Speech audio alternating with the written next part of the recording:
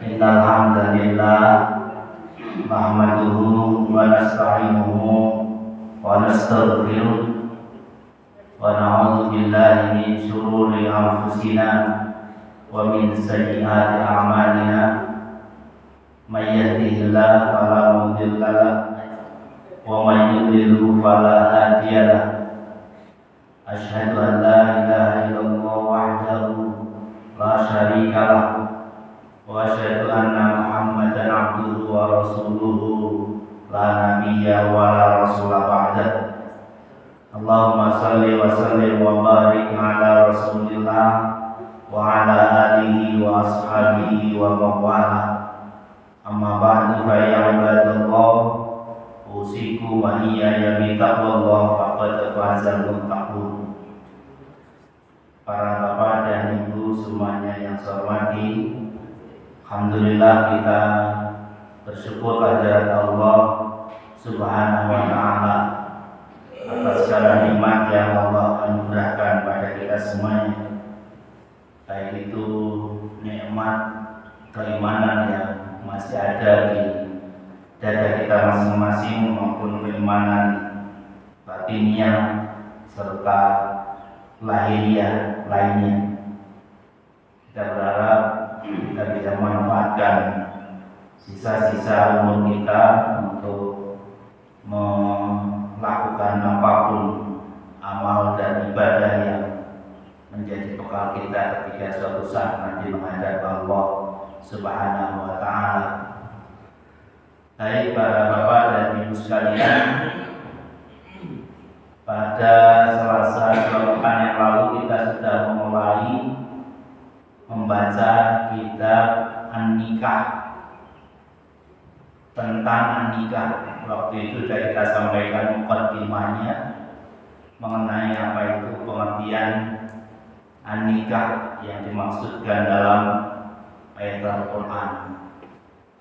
Kemudian di akhir dari mukaddimah musannif ada beberapa keistimewaan, beberapa perbedaan sebutan akdun nikah dibanding dengan akdun lainnya. Perbedaan antara akad atau perjanjian nikah dengan perjanjian selain nikah. Yang pertama, bahwa akdun nikah itu, perjanjian nikah itu adalah perjanjian yang punya fadhail serta masalih, keutamaan fadilah serta kemaslahatan yang tidak ada di perjanjian lainnya. Nanti apa saja fadilahnya, apa masalihnya akan diterangkan di poin-poin berikutnya serta dari hadis-hadis yang akan kita baca. Di antara fadilah itu adalah pertama, orang yang melakukan perjanjian pernikahan atau ikatan perjanjian pernikahan itu dibatasi maksimal 4 perjanjian, 4 ikatan, tidak boleh lebih dalam satu waktu ya tentunya. Kalau kita membuat perjanjian perdagangan, perjanjian kerjasama dan sebagainya dalam kehidupan muamalah kita bisa lebih dari 4. Tetapi kalau akdun nikah itu an-nihayah arba'un fi waqtin wahid, hanya 4 perjanjian, tidak boleh lebih. Yang kedua, an-nikah la budda fi 'aqdihi min as-sighah al-qawliyah. Perjanjian ikatan nikah itu harus dengan redaksi khusus, sighah yang khusus dan harus bersifat qauliyah. Kalau nanti ada pencarian bagi orang yang guna bicara, itu dia harus diwakilkan Dan ketika mewakilkannya tentu karena tidak bisa bicara ya tidak dengan qauliyah, tapi akad nikahnya itu sendiri itu harus dengan sighah qauliyah, dengan bentuk kata yang terucapkan. Tidak bisa hanya janjian hitam di atas putih kemudian nanti masing-masing tanda tangan di atas materai. Tidak, itu harus ada kalimat yang terucapkan. Ketika seorang yang melakukan akad nikah itu misalnya tuna wicara, maka dia harus mewakilkan pada siapa yang dikehendaki, harus dengan sighah qauliyah. Kemudian yang ketiga, al-isyhadu ala nikah syaratun fi sihhatihi. Akad nikah harus ada saksinya. Saya kira ini sama dengan yang lain, cuma bedanya kalau yang lain itu tidak bersifat wajib, bersifat sukarela atau sunnah, tapi kalau akad nikah harus ada saksinya. Selain saksi secara umum, ada juga saksi secara khusus yang nanti menentukan sah dan tidaknya akad nikah, dan suatu saat nikah itu bisa fasakh, ya, bisa batal ketika saksi waktu akad nikah itu kemudian menyatakan dulu kelihatannya ada hal yang membuat pernikahan itu tidak sah, maka dicabut kesaksiannya misalnya. Nah, pernikahan itu bisa menjadi fasakh, bisa menjadi batal atau rusak. Kemudian yang keempat, labudda fi tazwijil mar'ati min waliyin, harus ada wali. Dalam pernikahan itu harus ada wali bagi pengantin perempuan. Mungkin sekalian kita sampaikan bahwa yang namanya wali itu ada wali nasab, ada wali hakim.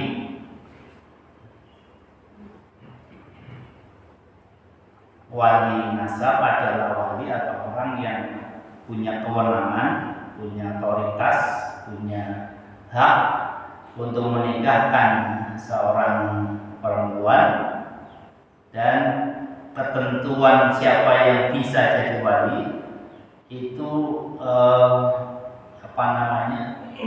berlaku ketentuan urutan, tidak sah ketika dilakukan oleh urutan nomor 2 ketika nomor 1 ada, tidak sah dilakukan oleh nomor 3 ketika nomor 2 ada, dan seterusnya.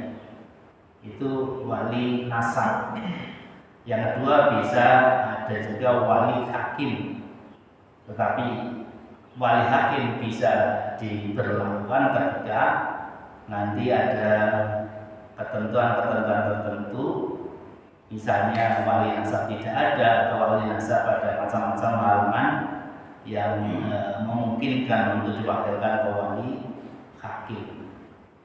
Di layar mungkin kelihatan itu urutan wali nikah yang nasab itu. Wali nikah pertama dari nasab adalah ayah kandung, bapak kandung atau abun.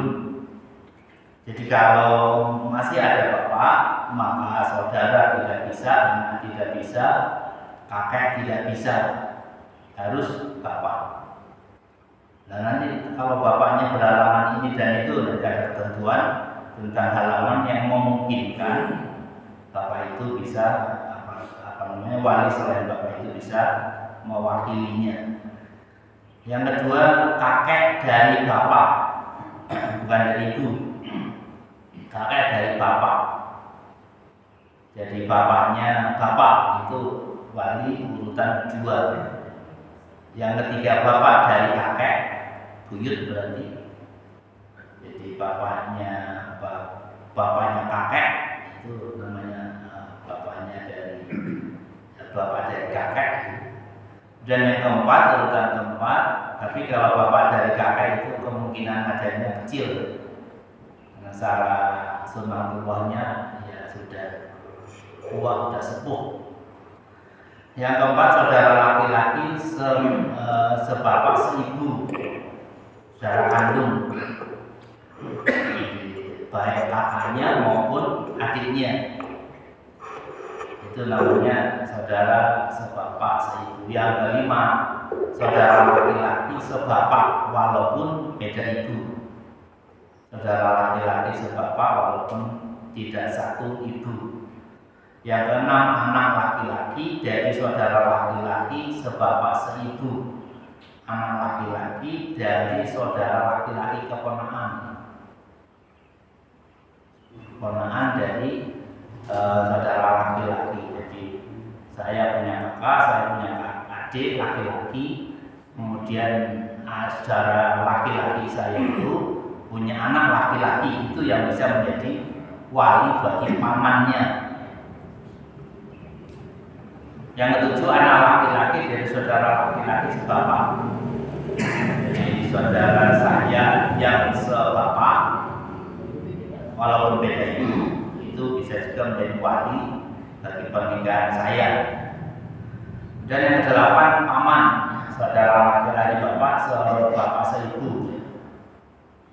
Jadi paman kita, misalnya ya saya itu ya adiknya, adiknya bapak saya atau kakaknya bapak saya, itu namanya paman. Saudara laki-laki bapak seibu. Kemudian yang ke-9, paman sebapak beda ibu. Kemudian yang ke-10, anak paman sebapak seibu. Anak paman sebapak seibu. Ini juga yang nantinya bisa menjadi alasan pernikahan terjadi dengan wali hakim. Ketika yang bersangkutan yang mestinya jadi wali tetapi justru menjadi pengantin putra. Anak paman itu kan bukan muhrim, tapi dia bisa jadi wali. Ya, jadi misalnya seorang perempuan A namanya, dia itu anaknya B. B itu laki-laki, punya saudara laki-laki namanya C. C itu punya anak D. D itu kan saudara anak paman. D itu kan saudara sepupu anak paman itu. Anak paman itu boleh nikah dengan A. Tetapi D itu sesungguhnya bisa jadi wali A. Ketika yang nomor 8 ke atas tidak ada semuanya, mestinya anak paman itu jadi wali. Tetapi kalau anak pamannya yang jadi pengantin laki-laki, sesungguhnya dia harus jadi wali, tetapi karena dia jadi mereka, itu boleh kemudian diwakilkan atau yang menjadi wali adalah hakim. Mohon dibedakan antara menjadi wali hakim dengan mewakili menikahkan. Beda. Jadi misalnya saya menikahkan anak saya, karena saking terharunya saya perhitungkan saya nanti tidak akan bisa mengucapkan ijab qabul, maka saya mewakilkan ijab qabulnya ke orang lain, diantaranya ke Pak Pengulu. Nah, ketika saya mewakilkan ijab qabulnya oleh Pak Pengulu dan saya hadir, itu namanya bukan wali hakim. Itu hanya mewakilkan mengucapkan ijab qabul.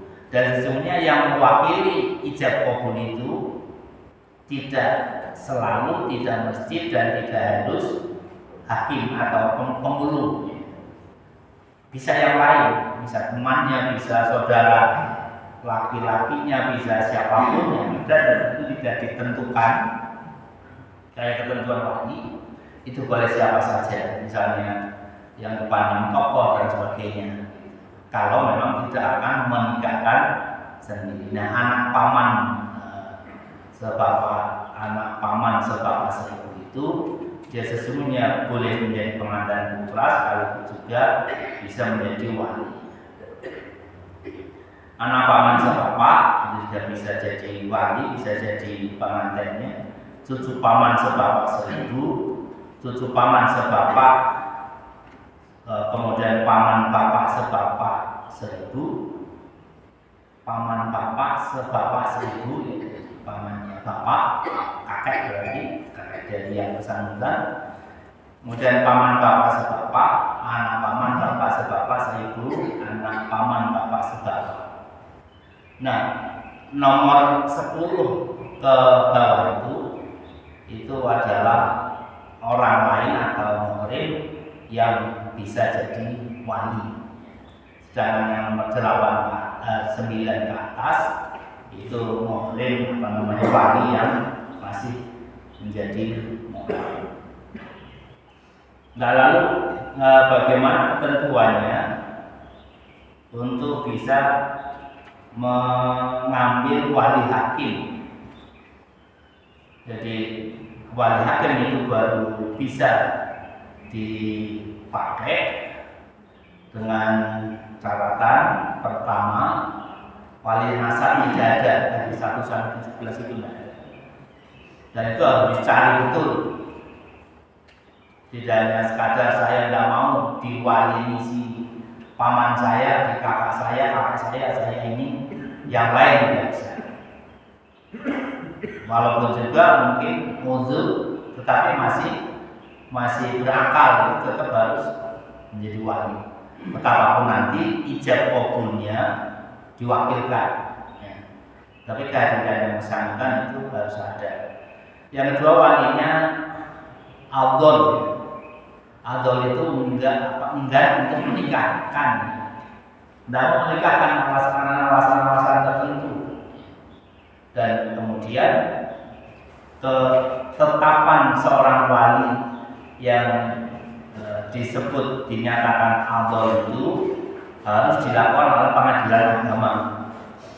Misalnya ada seorang perempuan dilamar seorang laki-laki, walinya itu belas tidak senang, tidak suka, tidak cocok lah.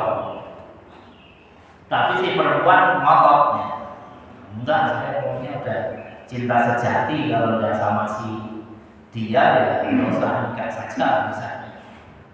Saking cintanya ngotot, bapaknya juga ngotot. Akhirnya bapaknya enggak mau dia jadi wali. Nah, keputusan lebih lanjut kalau mau tetap dinikahkan harus ada ketetapan dari pengadilan agama bahwa si wali Abdul tidak mau menikahkan anaknya. Nah, ketika pengadilan menetapkan itu boleh kemudian diwakili wali hakim, maka kemudian bisa hakim menjadi wali nikah bagi anak perempuan yang bapaknya Abdul itu. Tetapi kalau keputusan pengadilan tidak bisa, ini hal prinsip. Kenapa bapak Anda setuju? Kan karena ABCD, sehingga tidak bisa dianggap wali Abdul, tidak bisa dianggap wali yang enggan menikahkan karena tanpa alasan misalnya. Maka kemudian tetap tidak bisa dilakukan pernikahan. Yang ketiga, walinya tidak diketahui keberadaannya didasarkan atas surat pernyataan yang dibuat oleh orang yang berwenang, ya mungkin polisi, mungkin kepala desa, mungkin lurah, atau mungkin kalau sekarang ya tidak cukup lurah, mungkin tingkat apa.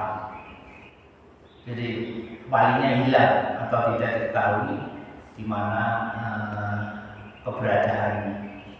Yang keempat, walinya tidak dapat dihadirkan atau ditemui karena alasan hukum, ya, karena di penjara misalnya, karena ditahan, kecuali kalau pengantinnya mau malai ke penjara atau dia boleh keluar dengan dikawal misalnya, itu bisa. Tetapi kalau dia tidak bisa hadir, itu boleh diwakili oleh wali hakim.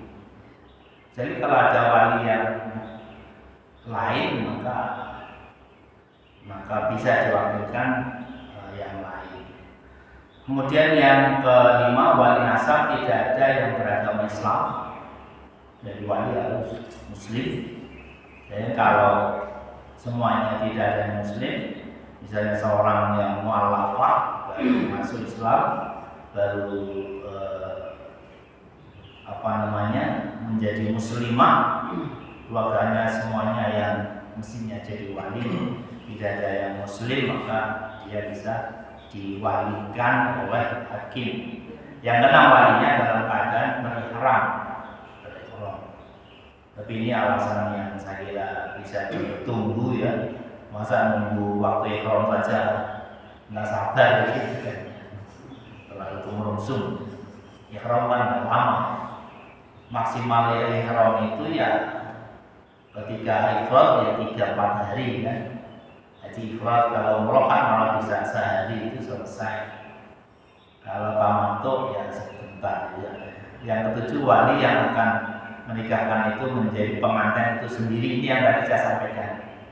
Jadi walinya itu mestinya adalah anak paman sebapak ibu itu atau ke bawah seperti. Dia bisa jadi pengantin, tapi sesungguhnya bisa jadi wali.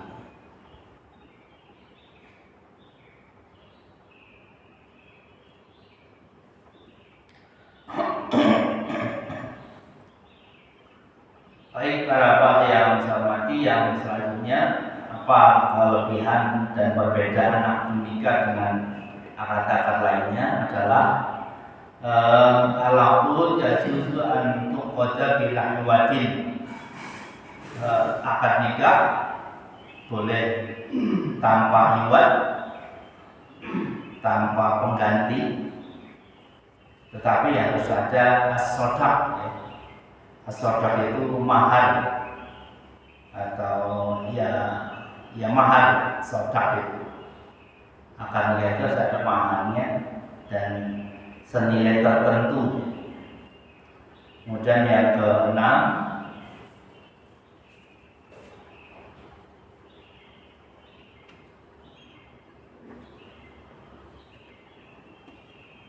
tidak ada khiyar majelis dan juga tidak ada khiyar syarat dalam pernikahan.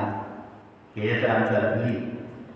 Jadi kalau jual beli kan ada istilah khiyar majelis, khiyar syarat, artinya seorang pembeli itu nanti jadi atau tidak jadi membeli itu masih punya kesempatan menentukannya ketika perjanjian itu mau ditetapkan. Akad nikah itu ditetapkan ketika misalnya tidak sesuai dengan spek yang awal sudah ia peroleh, maka kemudian ia boleh membatalkan di majelis itu, di tempat itu. Tetapi dalam pernikahan tidak boleh dilakukan itu. Menentukan jadi dan tidak itu bukan pada saat akad nikah, tetapi saat khitbah, saat lamaran. Sehingga tidak bisa orang ketika sudah mau akad nikah sudah semuanya, maharnya, walinya dan sebagainya, kemudian si calon pengantin atau wali dari pihak manapun membatalkan pernikahannya karena dia ada hal, ada alasan untuk tidak memilih calon istrinya itu. Kecuali kalau ada alasan-alasan syar'i yang bisa membatalkan pernikahan. Ini suaranya agak terganggu Mas Heri, mungkin nanti tidak layak di YouTube gitu. Tidak layak di YouTube. Itu yang ke-6. Yang ke-7, akad nikah beda dengan akad yang lain karena akad nikah itu tidak boleh dibatasi waktu. Kalau kita melakukan perjanjian perdagangan, kesepakatan kerja dan sebagainya kan dibatasi waktu, bahwa perjanjian kita berlaku untuk 5 tahun, 3 tahun, 10 tahun. Tapi kalau akad nikah, faham Ahlus Sunnah wal Jamaah itu tidak boleh dibatasi waktu. Saya akan menikah dengan saudara A binti siapa selama 7 tahun. Sesudah 7 tahun nanti selesai. Nah, bisa itu yang disebut dengan nikah mut'ah. Seperti kemarin sudah pernah kita sampaikan, nikah mut'ah itu haram, tidak boleh.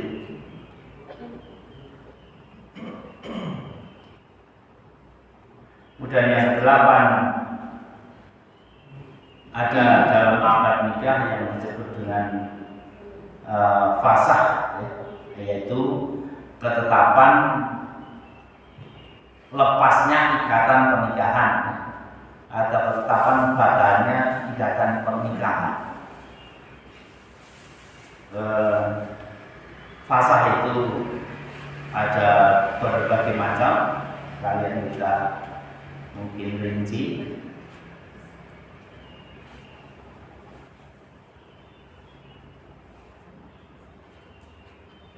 Ikatan pernikahan itu batal atau lepas ikatannya, berarti tidak lagi berlaku akad nikah itu. Paling tidak sebabnya ini 1, 2, 3, 4, 5, 6, 7, 8. Mungkin sebagian kita ada yang selama ini memahami bahwa batalnya nikah hanya karena talak atau cerai. Tapi sesungguhnya tidak. Fasakhnya akad nikah itu banyak sebab. Paling tidak 8. Pertama, tolak. Tolak itu perceraian yang ditetapkan dari pihak suami. Yang kedua, fasakh dalam arti sempit. Ini fasakh dalam arti luas tadi kan 8 ini namanya fasakh semua. Hal yang membatalkan akad nikah. Yang kedua, fasakh adalah ketetapan pernikahan oleh pengadilan agama atas permintaan istri. Itu fasakh.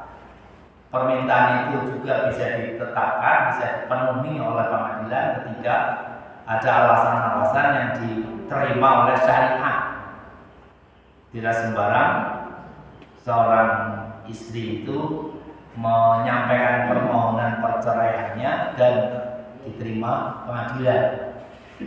Harus ada alasan itu bisa diterima atau syar'i. Yang ketiga, khulu. Nanti kita sedikit jelaskan apa itu khulu. Yang keempat, ilah. Yang kelima, li'an. Kemarin sudah kita sedikit sampaikan tentang li'an. Sumpah saling melaknati, itu sumpah li'an. Yang keenam, zihar. Zihar itu mengatakan istri kita sama punggungnya kayak punggung ibu kita, itu zihar. Selain dia berakibat adanya kifarat, zihar itu juga bisa menjadi sababiyah jatuhnya perceraian atau rusaknya pernikahan atau fasakh. Itu zihar. Ini hal yang mungkin kadang kita menyepelekan, tetapi sesungguhnya itu ada kandungan hukum syaratnya di situ. Tidak sembarang kamu kayak makmu, itu bahasa zihar. Karena menganggap istrinya kayak ibunya, itu kan berarti ibu kan muhrim, istri kan tidak. Nah kalau menganggap istri kayak makne, kayak mbokne, termasuk kecuali tapi gurau juga enggak. Gurau juga mestinya tidak, artinya gurau pun ada hukumnya gitu. Orang kalau menyamakan istri dengan makne itu selain nanti bisa menjadi sababiyah keputusan pengadilan menjadi perceraian, juga ketika mau kumpul lagi harus ada kifaratnya, harus membayar kifarat dulu, tidak sembarang cukup maaf-maafan gitu. Itu zihar. Yang 9 kematian adalah yang ke-7 kematian, yang 8 hilang tanpa kita ketahui. Dan tentunya harus diumumkan dulu ya, bahwa suami saya hilang sekian hari, kalau perlu diumumkan di media sosial gitu ya, telah hilang seorang suami bernama siapa. Nanti kalau ya mestinya pemerintah yang mengumumkan, aparat yang mengumumkan.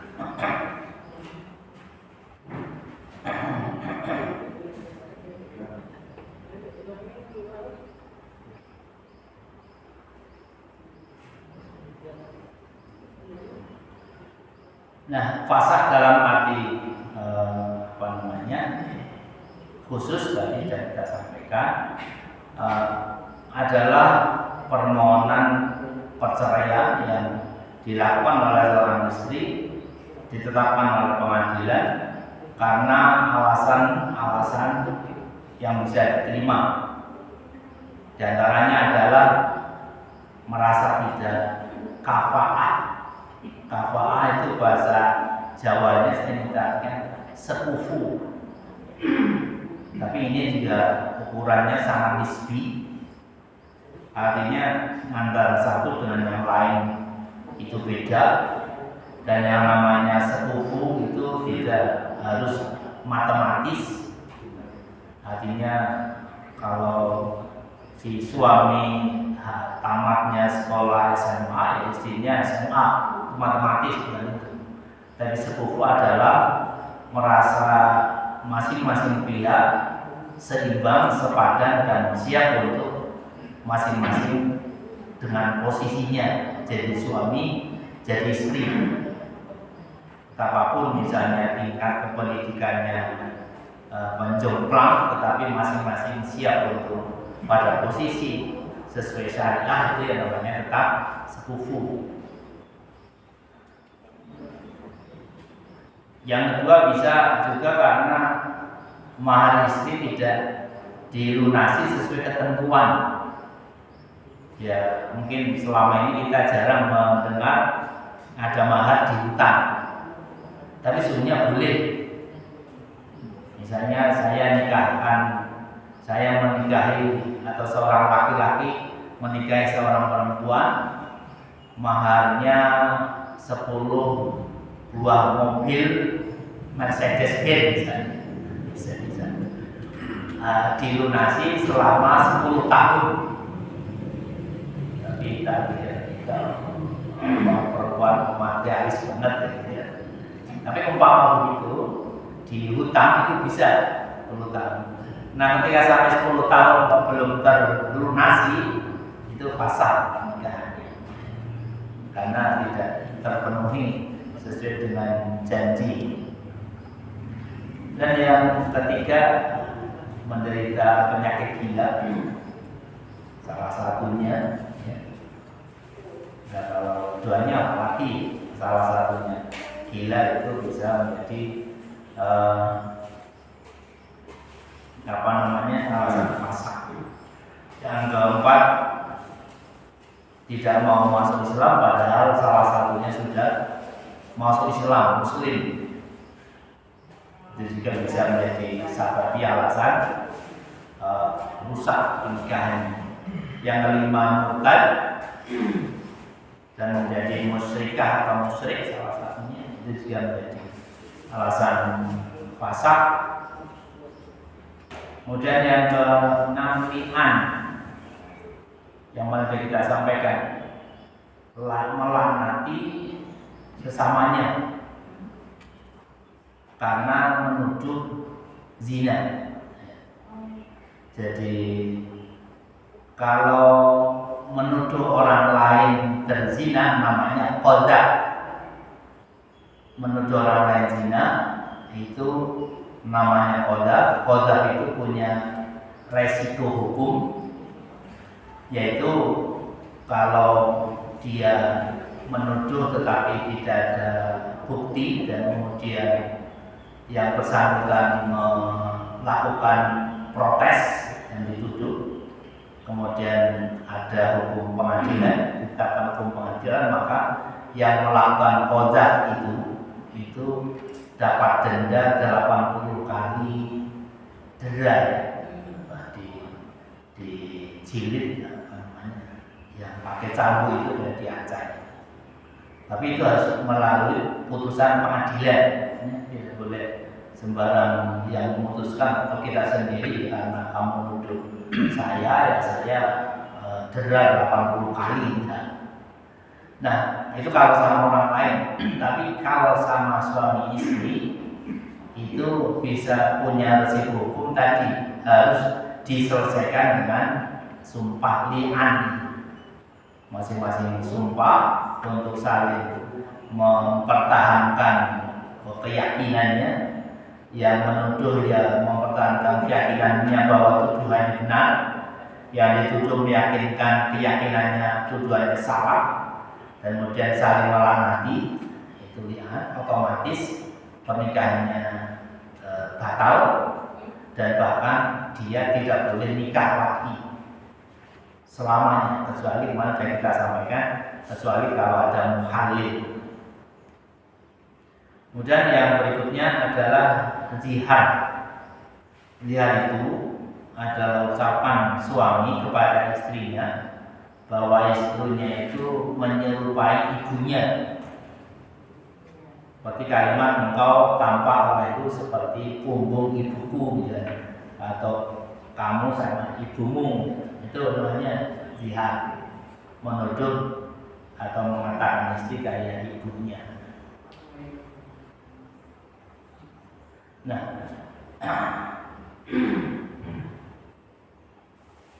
sebenarnya kafaratnya. Yang ke-8 adalah khulu. Yang namanya khulu adalah talak tebus. Artinya seorang suami, seorang istri itu akan ditetapkan perceraiannya ketika dia berjanji untuk mentalak istrinya atau meminta cerai dari suaminya dengan bayaran tertentu. Misalnya suami diminta untuk menceraikan istrinya oleh istrinya, istri minta cerai suaminya, tapi kemudian diiyakan oleh suaminya dengan ketentuan bayaran tertentu, tebusan tertentu. Nah, ketika si istri bisa memenuhi tebusan itu, maka proses perceraiannya bisa kemudian dilanjutkan oleh pengadilan dan ditetapkan perceraian itu. Kemudian yang ke-8 ilah. Ilah itu sumpah yang dilakukan oleh istrinya, oleh suaminya untuk tidak mencampuri istrinya selama sekian bulan, minimal 4 bulan. Minimal 4 bulan. Jadi kalau ada suami sumpah pada dirinya atau pada istrinya atau pada siapapun orang lain bahwa dia akan tidak mencampuri istrinya selama sekian bulan, selama 4 bulan minimal, maka itu namanya ilah. Dan ilah itu ketika sudah sampai temponya tidak dibayar kafarat, itu terjadi perceraian. Tapi kalau sebelum masa akhir ilah itu jatuh dibayar kafarat, maka terjadi lagi hubungan suami istri. Kafarat baik zihar maupun ilah itu 3 pilihan. Pertama, memerdekakan budak, sekarang sudah ada. Yang kedua, puasa 2 bulan berturut-turut. Yang ketiga, memberi makan 60 orang miskin. Kalau budak sekarang sudah ada, puasa 60 hari itu juga banyak yang tidak bisa, ya. Kemudian alternatif yang biasanya paling sering dipilih ya nomor 3 itu, memberi makan 60 orang miskin. Yang ke-9, alasan fasa itu juga bisa karena cacat, baik si istri maupun si suami. Seperti impoten, mandul, dan mengidap penyakit menular. Tapi sekali lagi itu semuanya harus dengan ketetapan pengadilan.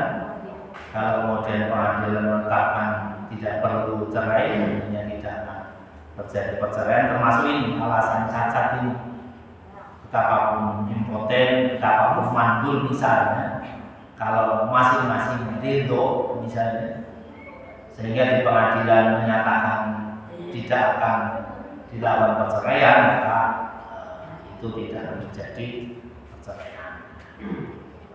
Termasuk misalnya penyakit menular, tapi menular yang membahayakan, yang sekadar panu gitu, panu kan juga menular, itu tidak bisa jadi alasan oleh hakim.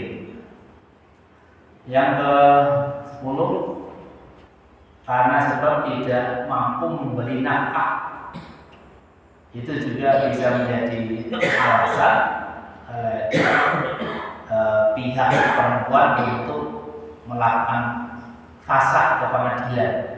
Ini juga sangat relatif ya.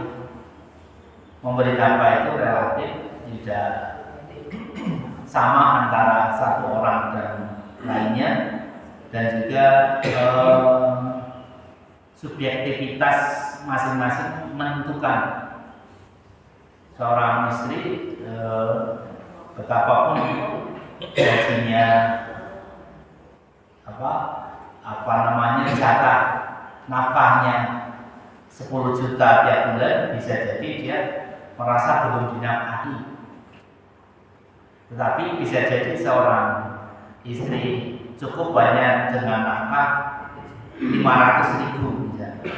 Itu subjektif dari masing-masing, sehingga ukuran bisa dan tidaknya memberi nafkah itu subjektif masing-masing yang bersangkutan. Karena makanya tadi di atas ada ketentuan tentang kafaah itu, sekufu itu.